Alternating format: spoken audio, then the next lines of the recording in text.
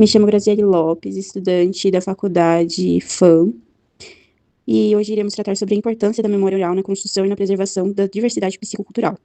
Nesse sentido, trazendo principalmente a Umbanda como um local e religião de acolhimento que auxilia muito na saúde mental coletiva brasileira, e também mantém viva a memória cultural daqueles que orientam. Afinal, é uma religião que, em suas linhas de trabalho, trazem os guias e as entidades. Nesse sentido, gostaria de trazer algumas perguntas sobre, que podem trazer maior esclarecimento do assunto com o pai Robson Andriani, que é um sacerdote de Umbanda, né, que estuda muito sobre a Umbanda e tudo aquilo que engloba. Muito obrigada pela presença, pai. E eu gostaria de começar perguntando ao senhor, na sua opinião, de que forma, por meio da oralidade, os guias e entidades auxiliam na reflexão e autoconhecimento dos consulentes? Bem, vamos lá. Na Umbanda, a oralidade é um dos pilares mais importantes do processo de acolhimento e de transformação. A palavra, dentro do terreiro, não é apenas um meio de comunicação, ela é um instrumento de cura, de consciência e de despertar espiritual. Quando um guia conversa com um consulente, ele não entrega simplesmente uma resposta pronta. O guia conduz a pessoa a olhar para dentro, a perceber seus sentimentos, seus comportamentos, suas escolhas e até mesmo os padrões que se repetem na sua vida. Muitas vezes, as pessoas chegam ao terreiro buscando uma solução extrema, um milagre, né? Mas diante da conversa, começa a entender que também existe um movimento interno necessário.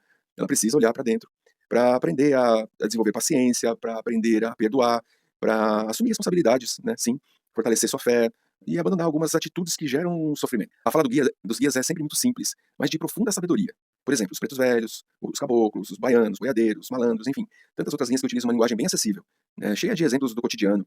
E isso é muito bom, porque isso aproxima o consulente da mensagem espiritual.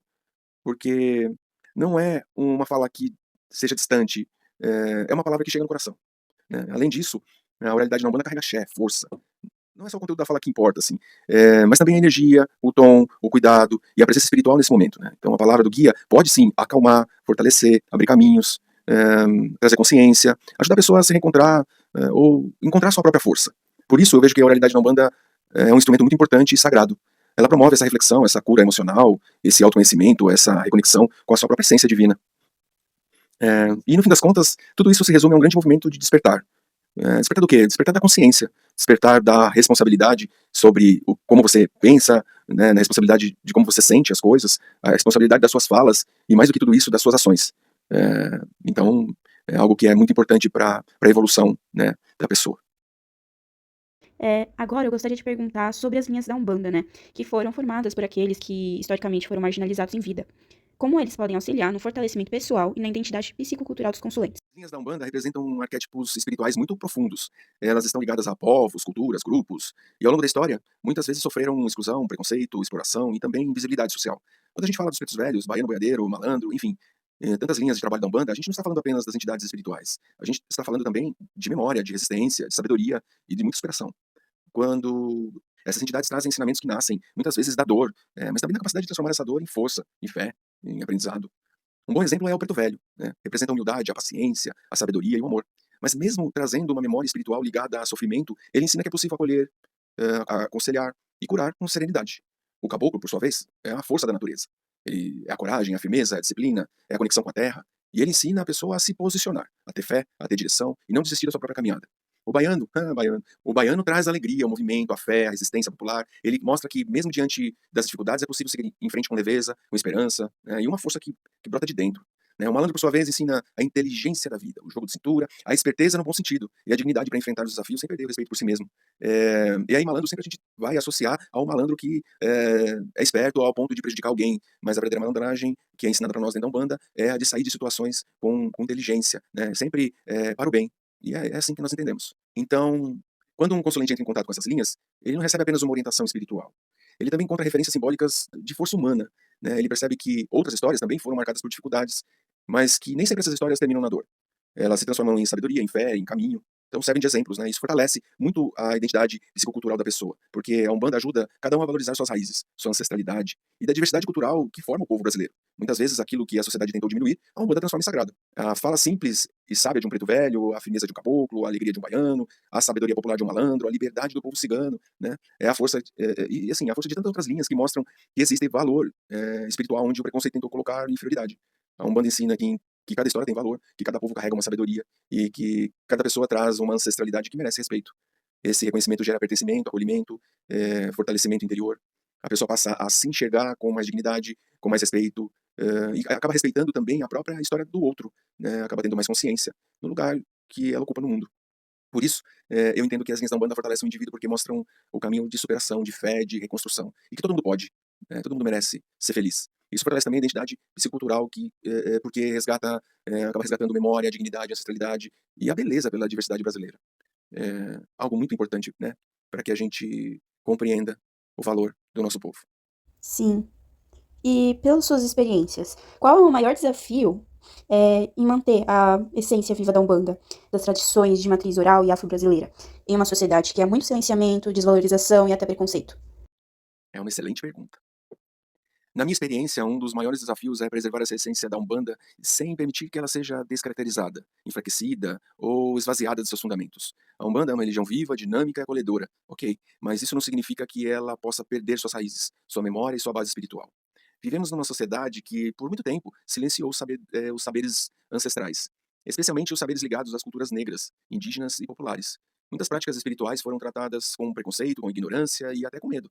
E por isso manter viva a Umbanda é também um ato de resistência, de educação, de preservação cultural.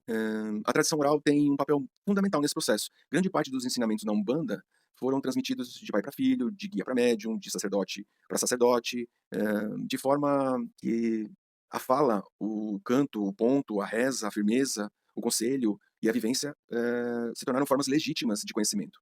Nem tudo está escrito, mas muito se aprende pela escuta, pela observação, pela prática e pelo respeito do tempo espiritual, principalmente. Como sacerdote, eu entendo que a responsabilidade é muito grande. A gente precisa acolher, mas também orientar. Precisamos ensinar, mas também preservar. Precisamos formar pessoas conscientes da sua fé para que elas não enxerguem a Umbanda apenas como um lugar para pedir ajuda, mas como um caminho de transformação, de responsabilidade, de disciplina, de comprometimento, de caridade, de evolução espiritual.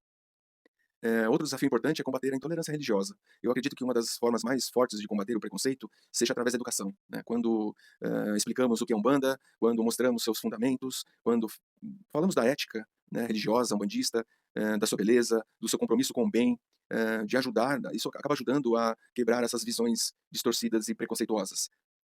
A Umbanda não é uma religião de medo, é uma religião de amor, de caridade, de respeito, de cura, de evolução. Ela acolhe o ser humano em suas dores, mas também o convida a crescer, a amadurecer, a se responsabilizar pela sua própria caminhada.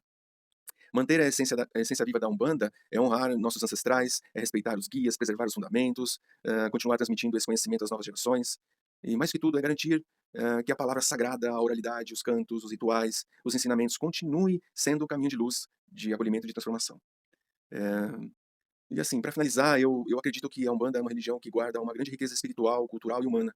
E por meio da oralidade, dos guias espirituais, das tradições ancestrais, ela oferece ao consulente não apenas um auxílio espiritual, mas também a reflexão, um pertencimento, uma identidade, um fortalecimento interior.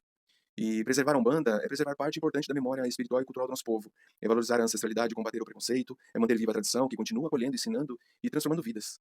A Umbanda é palavra, é escuta, é fé, é caridade, é caminho. Enquanto houver respeito, compromisso e amor pela tradição, a essência continuará viva. E agradeço você, Grazi, pelo convite para essa entrevista, pela oportunidade de falar sobre temas tão importantes e necessários quando tratamos da Umbanda, né? É uma alegria poder trazer, por meio das minhas palavras simples, um pouco sobre essa religião tão rica e tão nossa. A Umbanda é uma religião brasileira, anunciada no dia 15 de novembro de 1908, pelo caboclo das Sete Encruzilhadas, incorporado em seu médio Zélio Fernandino de Moraes. Eu gosto sempre de lembrar, é uma das mensagens mais bonitas que diz: com os mais evoluídos aprenderemos, aos menos evoluídos ensinaremos, e a nenhum renegaremos amor. É isso. Que forma bonita de encerrar, né, nossa entrevista. Eu que agradeço pela presença, como também por toda a sabedoria. Agradeço profundamente aos que vieram antes de mim, que lutaram, resistiram e abriram os caminhos para que hoje a Umbanda seja reconhecida como a religião que é, e que tenha hoje a condição de liberdade de culto amparada pela lei. Agradeço aos meus mestres espirituais, em especial ao Pai Joaquim da Angola, por todos os ensinamentos e orientações. Agradeço à minha madrinha Nilda Granja por me aceitar na Umbanda e me ensinar tanto sobre ela. Agradeço aos meus mestres, Pai Adriano Camargo, o Herveiro, Pai Alexandre Comino, por me conduzirem nesse caminho sacerdotal, por me inspirarem dia a dia. Deixo aqui a minha eterna gratidão. Agradeço também a mãe Paty Andriane por estar comigo nesta caminhada de tantos desafios, aprendizados e de muito amor. Agradeço também a família Cabana, claro, porque ninguém caminha sozinho.